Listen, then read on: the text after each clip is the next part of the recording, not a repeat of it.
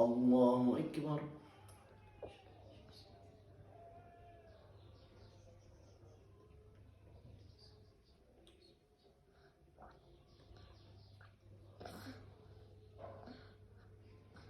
الله أكبر.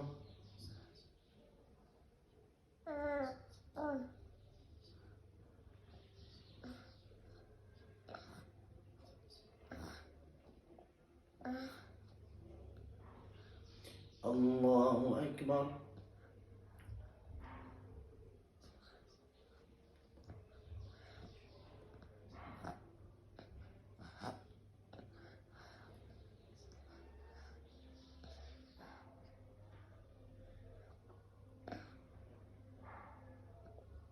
الله أكبر.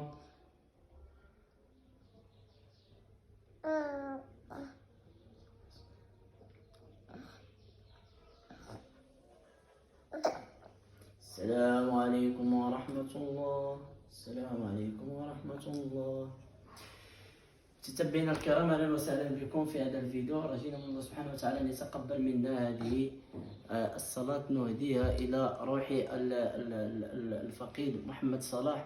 رجينا من الله سبحانه وتعالى ان يتجلى فيه حديث ابي هريرة، حديث النبي صلى الله عليه وسلم طبعا، الذي يقول على ان السبع الذين يظلهم الله يوم لا ظل الا ظله: إمام عادل وشاب نشأ في طاعة الله. وهذا شاب نشأ حقيقة في طاعة الله، باع دنياه ابتغاء مرضات الله سبحانه وتعالى، حيث أرسل إلينا عدة رسائل. ومن بين هذه الرسائل بالنسبة لي الرسالة الأولى ذكرنا بالقدس العاصمة الأبدية لفلسطين، وذكرنا بأن المسلم أخو المسلم، وهذا واجب على المسلم تجاه أخاه المسلم، بحيث لا تفرقنا الحدود، بل إن شاء الله قلوبنا يعني في تآخي فيما بيننا ومتحابين فيما بيننا.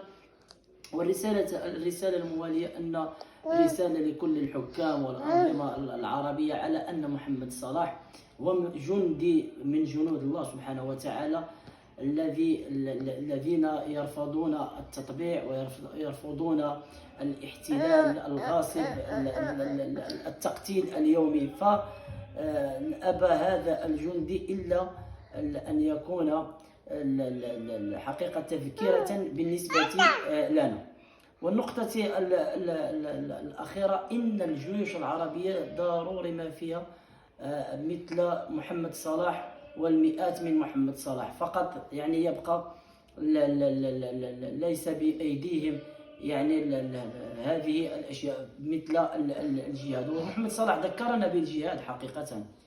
كثير من الجيوش العربية الآن هي في غفلة عن أمرها، بل بالعكس هناك من الجيوش العربية التي تم تشكيلها وتأسيسها فقط للقتال فيما بينهم، كمثال السودان وليبيا واليمن وغيرها من الدول العربية التي مزقت، كل ممزق حقيقة.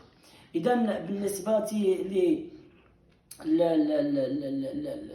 جوج ديال الأحداث وقعوا في هذه الحادثة ديال محمد صلاح، هي أن مصر بشعبها الكبير بجيشها العظيم ترفض ما يقوم به السيسي. حقيقة شيء مرفوض أن نرى هذا الجندي الذي يبقى فخرا للعرب وللمسلمين أن تكون جنازته حقيقة جنازة غير مهيبة وجنازة يعني متواضعة، ولكن الله سبحانه وتعالى قد رفع قدره حقيقة بهذا العمل. نسأل الله سبحانه وتعالى أن يتقبله عنده إن شاء الله من الشهداء ويحشرهم مع زمرة الأنبياء والصديقين إن شاء الله. إذن فيبقى محمد صلاح قدوة الشباب، هو يبقى قدوة الشباب حقيقة. فالنهاية كانت سعيدة له، بحيث ذكرنا في الأيام الخوالي التي مضت الفارس العربي الشام الذين كان يعني الجندي منهم يقابل 3 و4 ولا يكترث لهم. حقيقة هذا الجندي الذي قتل 3 من أولئك الذين أعطوا رسالة حقيقة غير الأخلاقية للجند بصفة عامة. سبحان الله، يعني الجندي أراد وجه الله فباع دنياه، والآخرون يعني أرادوا اتباع الشهوات والنفس التي تأمرهم بالسوء، فكانت خاتمهم سوء حقيقة. يعني الجندي يمارس الزنا مع الجندية هذه اليهودية أو الصهيونية لا أدري. حقيقة يعني نهاية كانت أليمة. يعني تصور إسرائيل المزعومة تدعي وتزعم على أن لها جيش لا يقهر، والقاهر والله سبحانه وتعالى. هذه أسماء حقيقة يعني كبيرة على هذا الجيش الغاصب.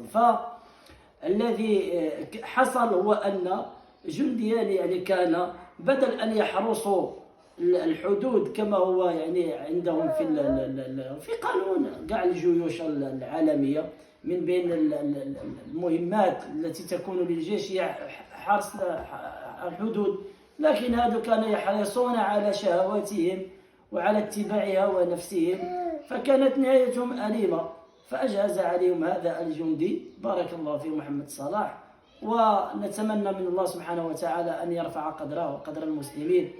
ونقول لحكامنا وأنظمتنا، فلماذا لا يكون مثل هذا الجندي، ولو على الأقل حاكم عربي، حاكم مسلم يقول في وجه هذا الغاصب المحتل المعتدي، أن يقول لا في وجه هذه الدولة المصنوعة وهذا الفيروس الذي حل لسنوات بين أضلعنا وفي جنبينا حقيقة. أقول قولي هذا واستغفر الله لي ولكم، راجين من الله سبحانه وتعالى أن يحفظ الأمة الإسلامية بحفظه وستره، وأن يرحمنا برحمته الواسعة، وأن يغفر لنا ذنوبنا.